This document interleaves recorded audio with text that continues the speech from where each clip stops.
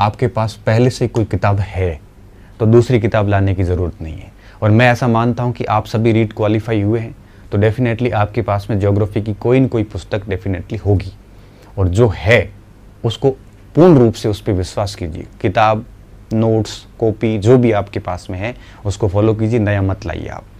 अगर आपके पास एक भी नहीं है तो एक ही किताब लाइए, कोई सी भी एक किताब। आप कोई सी भी ला सकते हो, आप पैनोरमा ला सकते हो, आप सिखवाल को ला सकते हो, आप अगर चाहें तो लक्ष्य को भी पढ़ सकते हो, तो आप हरिमोहन सक्सेना को भी पढ़ सकते हो। लेकिन हरिमोहन में एक दिक्कत है, दिक्कत यह है कि इसमें फैक्चुअली काफ़ी सारी मिस्टेक्स है, इसको अपडेट नहीं किया गया है। तो इन दोनों में से कोई भी लेटेस्ट अंक या पुराना अंक जो भी आपके पास में है, जो अभी तक पढ़ा है आपने, वही पढ़िए। आप अगर ये कह रहे हैं इसके अलावा आपके पास कोई और भी किताब है तो उसको ही फॉलो कीजिए। जो है तो नई लाना मत, अगर नहीं है तो इनमें से कोई एक ले आना। और फिर ये सारा का सारा भौगोलिक स्वरूप वगैरह वगैरह ये सारे पॉइंट्स बहुत क्लियर पॉइंट पढ़े, आप इसको बढ़िया तरीके से पढ़ लेना। राजस्थान बोर्ड की मैं बात करूं, उसमें आपके पुरानी राजस्थान अध्ययन चलती थी तो उनमें और इनमें बहुत ज़्यादा फ़र्क नहीं है, तो आप वो नहीं पढ़े, क्योंकि अगर आप ये पढ़ रहे हैं तो उनकी ज़रूरत नहीं है। तो इतना कुछ कर लेना इस भूगोल के अंदर, ठीक है। तो ये भी भूगोल के टॉपिक हैं सारे के सारे। तो इतना कुछ भूगोल के टॉपिक सारे आपको इनमें से किताब में मिल जाएंगे, ठीक है। तो एक बुक लाके उसको बढ़िया तरीके से तैयार करना। नोट्स बनाने की ज़रूरत नहीं, क्योंकि अभी इतना समय नहीं कि आप एक एक किताब पॉइंट को नोट बना के लिखो। तो जिनको भी पढ़ा है आपने पहले उसी को आप बढ़िया तरीके से पढ़ते रहिए, ताकि हमारा रिवीजन बार बार होता रहेगा, ठीक है। कोचिंग के नोट्स है आपके पास किसी भी कोचिंग सेंटर्स के, तो वही पढ़िए, फिर बुक्स लाने की ज़रूरत नहीं है। तो ये सारी चीज़ें कर लीजिए, कोई एक गाइड से काम चलेगा नहीं। क्यों? क्योंकि इस बार काफ़ी सारे पार्ट जोड़ दिए गए हैं। तो ये तो बात होगी इसकी भूगोल की। अब बात करते हैं इतिहास और संस्कृति की। इतिहास और संस्कृति के लिए मैं फिर वापस वही बात दोहरा रहा हूँ। अगर आपने पहले से ही जिस पुस्तक से पढ़ा है बार बार पढ़िए, उसी को पढ़िए, नई लाना मत। लेकिन अगर आपको लग रहा है कि मैंने कोई पुस्तक पढ़ी नहीं है, अच्छे से पढ़ी तो है, पढ़ी नहीं है, तो मैं ये कहूँगा कि इतिहास और संस्कृति दोनों के लिए हमारे मित्र पवन जी की पुस्तक आती है, पवन भंवरिया की, नाथ प्रकाशन से आती है। इतिहास की अलग आती है और संस्कृति की अलग आती है। छोटी छोटी पुस्तकें हैं और उसको आप आराम से निकाल सकते हो। तो अगर आपके पास कोई किताब नहीं है तो ये दो मैं सजेस्ट कर रहा हूँ। ये किताबें लाके राजस्थान की इतिहास और संस्कृति कंप्लीट वो कवर कर रही है, उसको बढ़िया से पढ़ लेना। आप सोच रहे हो कि नहीं मेरे पास पहले से लक्ष्य, पैनोरमा, सिखवाल या कोई भी पहले से किताब है और मैंने 2-3 बार पढ़ रखी है, तो मेहरबानी करके ये मत लाना। क्यों? क्योंकि फिर आप कंफ्यूज हो जाओगे।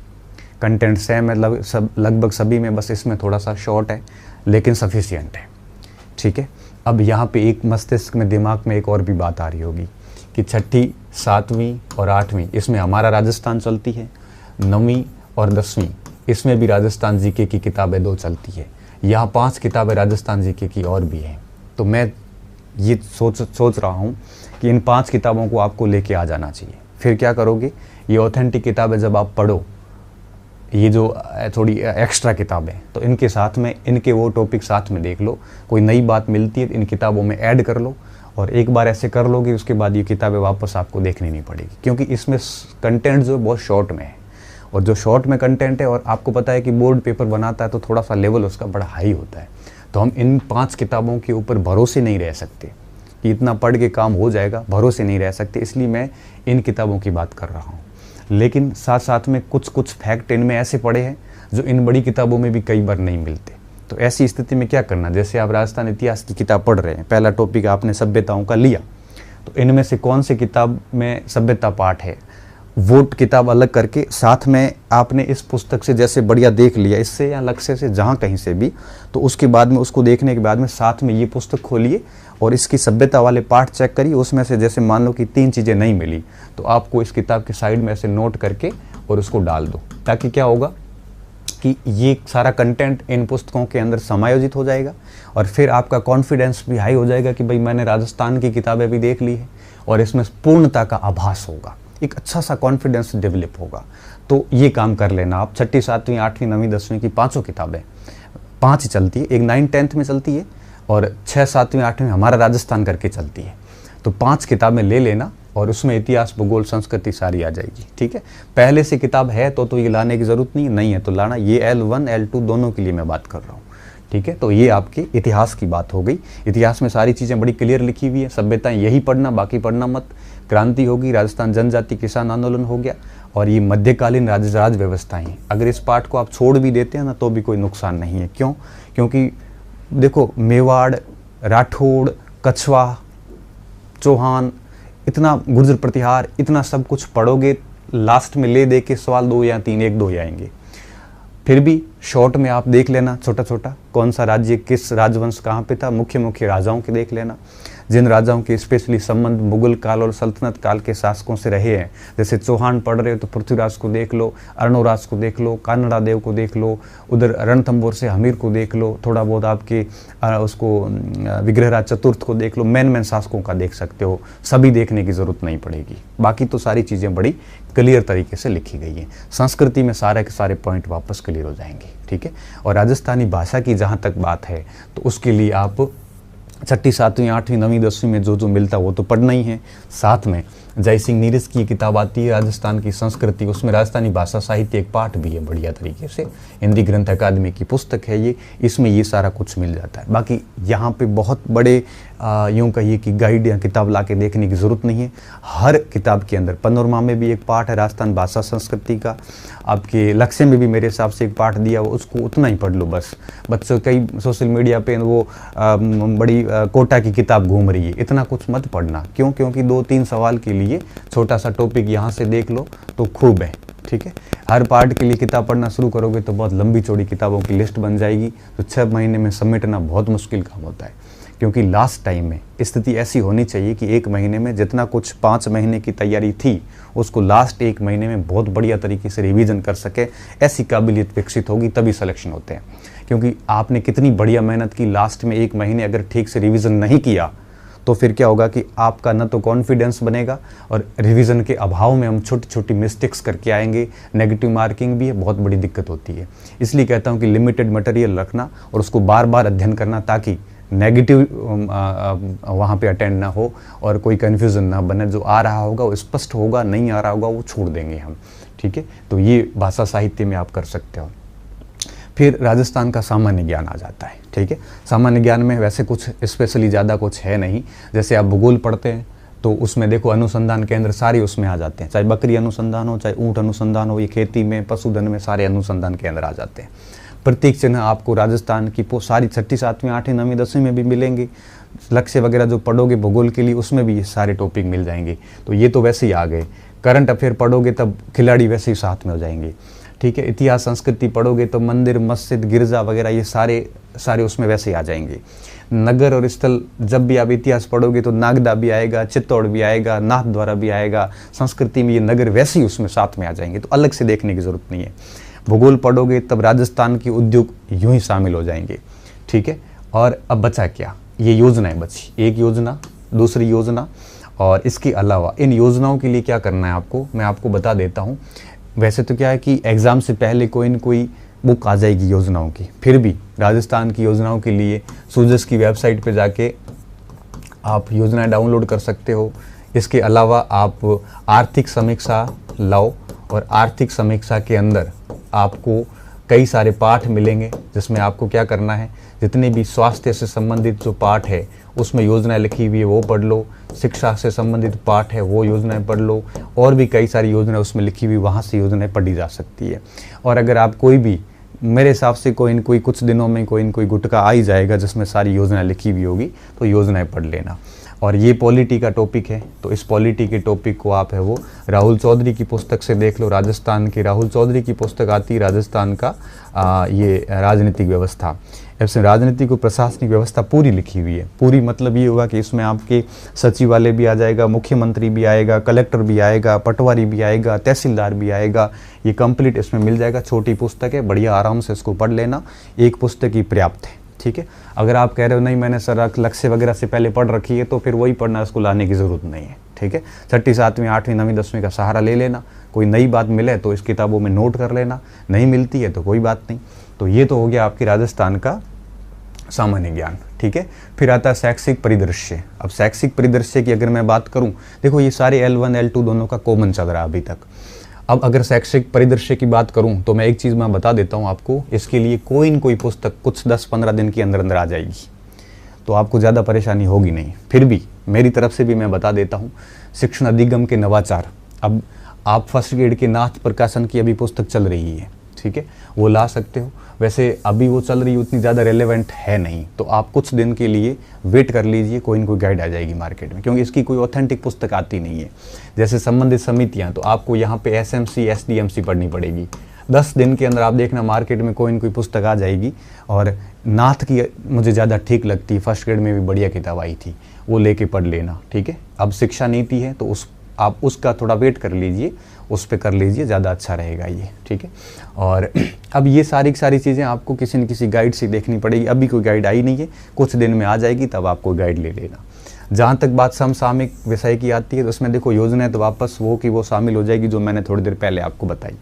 बाकी राजस्थान की ही समसामयिक पढ़नी है आपको, दूसरी भारत या विश्व की नहीं पढ़नी, और 1 साल की पढ़ लेना, पूरे 2022 की घटनाएं कंप्लीट कर लेना, ठीक है।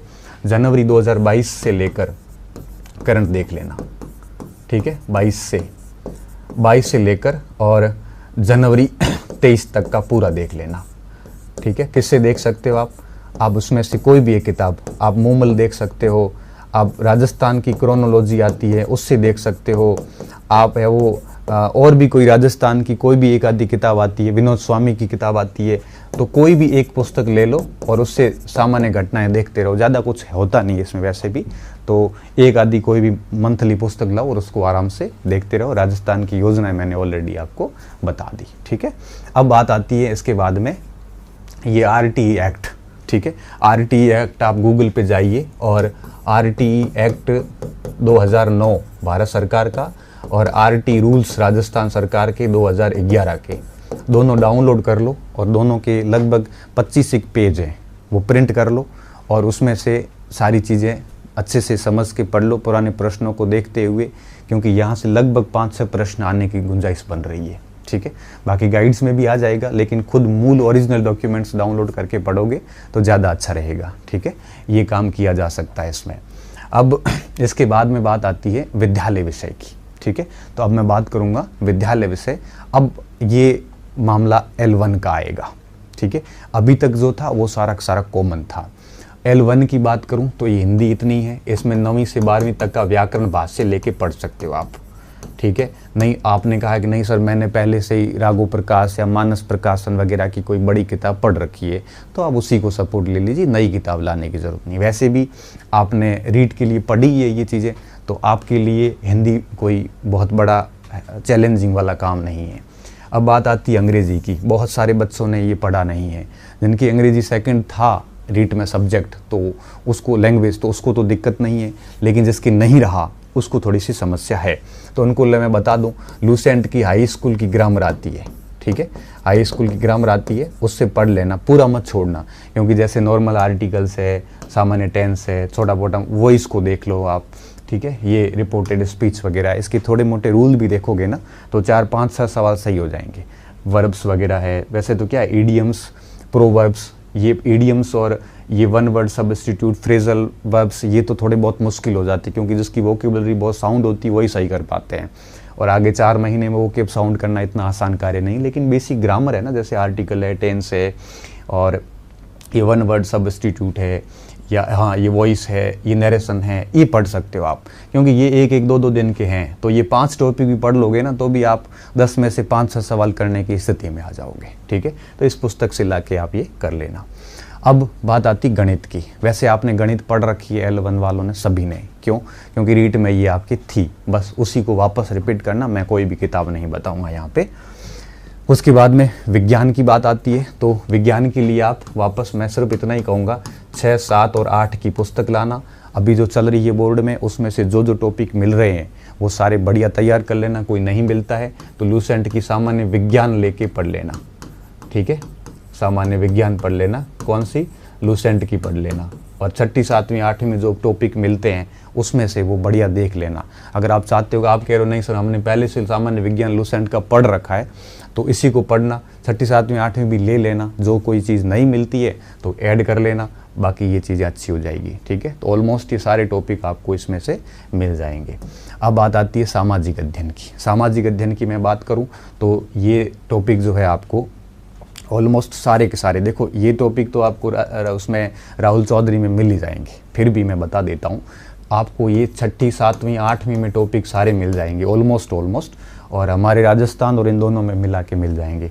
फिर भी देखो अर्थव्यवस्था कंप्लीट हो रही है कहाँ, भूगोल के साथ में, क्योंकि आप वहाँ पे उद्योग भी पढ़ोगे, कृषि भी कंप्लीट हो रही है साथ में, परिचय वैसे ही आ जाता है जिसमें नाम है, अक्षांशी, देशांतरी, विस्तार वगैरह, ये सब भूगोल में वैसे ही आ जाते हैं।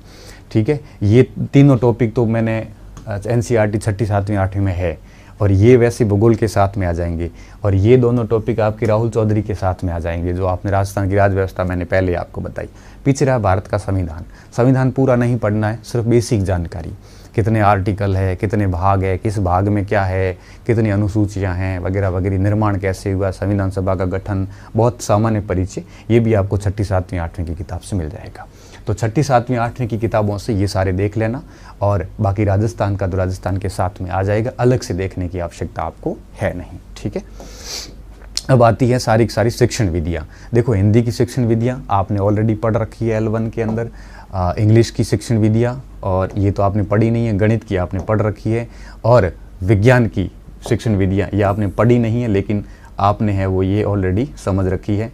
और साथ में आ जाती है सामाजिक अध्ययन की शिक्षण विधियाँ, तो ये आपने पर्यावरण में पढ़ रखी है, तो उसको ही फॉलो करना। फिर भी आप है वो कुछ दिनों बाद में एक फर्स्ट रैंक की शिक्षण विधियों की गाइड लेके आ जाना।